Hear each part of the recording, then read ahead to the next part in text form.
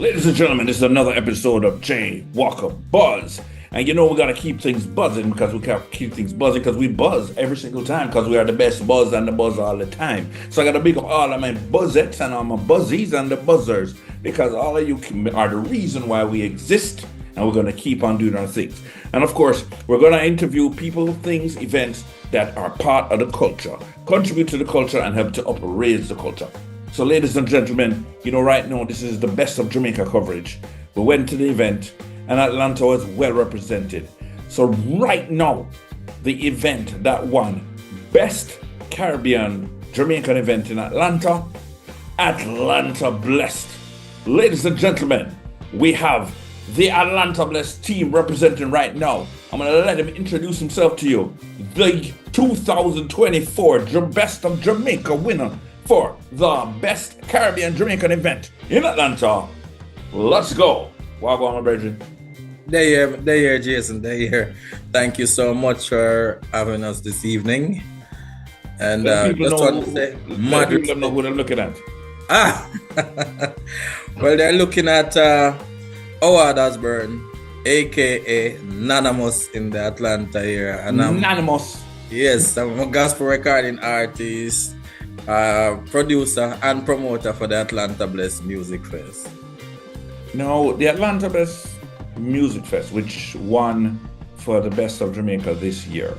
Well, last year, going 2025. Yes. Happy New Year, by the way. Blessings, my brother. Same to you. Tell us about that event and why it's so important. Well, Atlanta Blessed Music Fest is the only event that's catered to Caribbean gospel in the Atlanta area. And we have been doing this show for the past, this year is going to be the 10th anniversary. So every Labor Day weekend, Jerk Fest is always a Sunday and Atlanta Bless is the Saturday night. Now, when we started at first, one of the main reason why we started, there was nothing at all in the space that was representing Caribbean gospel. And I was, prior to that, about 5 years before that, I gave my life to the Lord and, started a career as a gospel artist. But there was nothing in the space because, we had the gospel reggae and most pastors at the time now put up on them pulpit. So we had to find, somewhere to get that out. And we found that a lot of people wanted it because the first one we did draw about, 75 people. And I was like, we're onto something. Next year, it doubled. And then after that, it was history. I mean, name them from the Caribbean. Most of them has been on the show. I mean, from Jabez to the Keista Pier to the DJ Nicholas, Jason Mighty. I mean, in the Caribbean, the Samuel Mathers, Emran Henry, Positive. Last year we had a Gerard Nurse out at Trinidad. So it's very important in our community because a lot of people didn't even know that Caribbean gospel or gospel reggae was so big, So we've been doing it, and every time when somebody finds out about it and then they come and check it out, it's like, hold on, this really a go on? And another thing though, a lot of times when you go to some of these shows, Jason, they say they're keeping concerts and you don't have proper lighting, proper sound, proper drops. And one thing we cater for is live music. You're not going to come on Atlanta Blessed and see anybody singing on tracks. So right. Nice. We've been trying to hold up the standards for years. Yeah. Now tell me something. So, we can't really say there wasn't anything because Daughters of Zion, Monica Page, I don't know if you know her, but she would bring gospel artists up in partnership with a church or so on. Like she brought up. Yeah, but it was nothing on a consistent basis though. Right.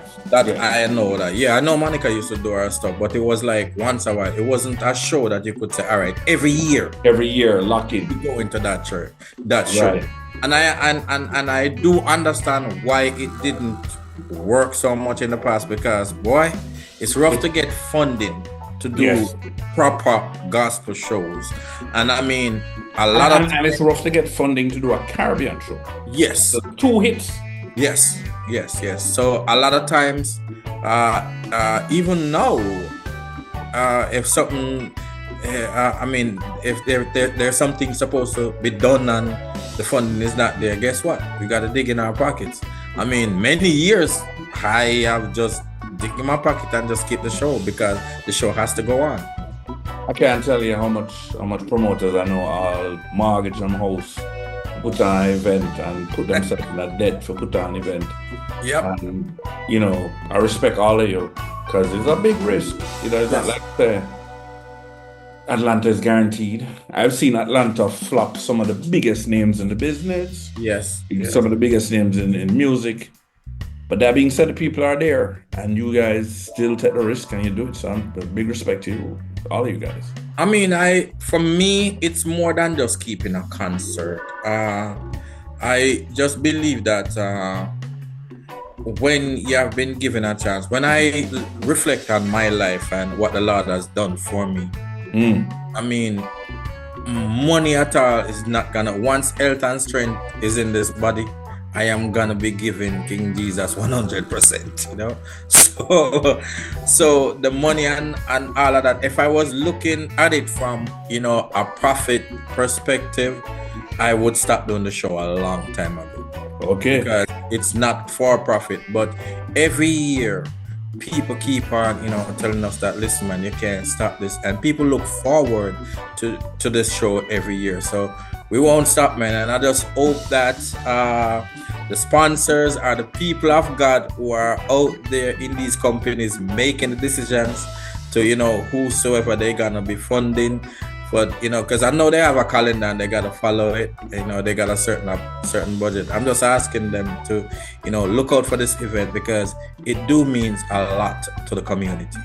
Exactly, and sponsors for Atlanta Blessed to win.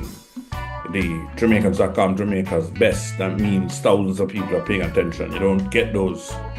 And as somebody who has won a couple of years, I just didn't win this year when it was in person, but I'll bring that up another time.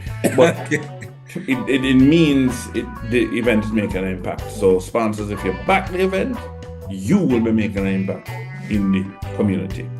So how did this all come about? Your team, your company, all these things in Atlanta.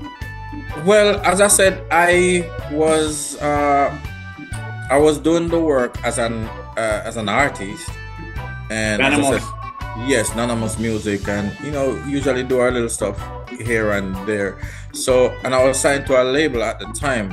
So in 2016, when I left the label, I said I'm just gonna do some stuff by myself, because basically even when I was signed to the label, I was doing a lot of the work for myself because they didn't really know how to market me or how to get me known. And Jason, we know each other for a long time, so I was an industry youth already. So basically when I got saved, I just pulled the streets with me. You sound just like stitching. So that's an excellent thing. In terms of the future though, what we're going to see, number one, you're going to make sure you win this thing and stay locked in on the award. And who can we look to see? Have you put together a roster for 2025 yet? I just confirmed the headline a couple days ago. I'm not going to say nothing. All I can say is if you can figure it out. Bro. Something good's gonna happen in this year. And I'm so grateful that I made it here. Mr. Blessing gonna find. If you can figure it out, you got it. I'm not going to say nothing, But listen, you're just telling me. Nobody else. They know it's just me. Just tell me. Well, I'm on here right now. They're all gonna hear. Yeah, but this year we celebrate our 10th year, and we're gonna do an all-white event. And I am not locked in on a venue as yet. We are especially, this is a discussion we're going to need to have at some point, because all of them companies taking over all of the venues in Georgia and making it hard for the regular man, everyday man, to put on events. It's a conversation we may need to have in the future to see if we can build a reality where we can stand up to that. Because right now, some companies taking over all of the venue. That's another Yes, conversation. it's rough because I am trying to, bring it outside at a neutral event, a neutral venue, where it's not basically a church per se. But oftentimes it's rough because, when you go outside, you have to worry about fencing, lighting, and insurance, Police. security, restrooms, all of that. So, depending on the funding, we might have to stay inside. And what we bring at Atlanta Bless to bring that outside, it's gonna take a lot of investment. So we'll see how it works. But if not, it's still gonna be a great show.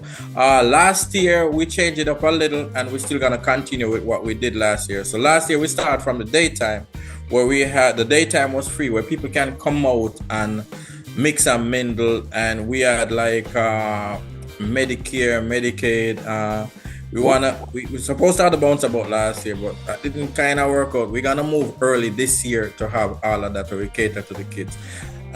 We want people to come out and get information, or they can get a mortgage, or they can fix up their credit, because we have all of that stuff here last year, and this year we plan to improve on that. Victoria Mutual was out there last year too, so we have like a festival set in the daytime where you can come and get some authentic Caribbean food and all of that. But this year we some education.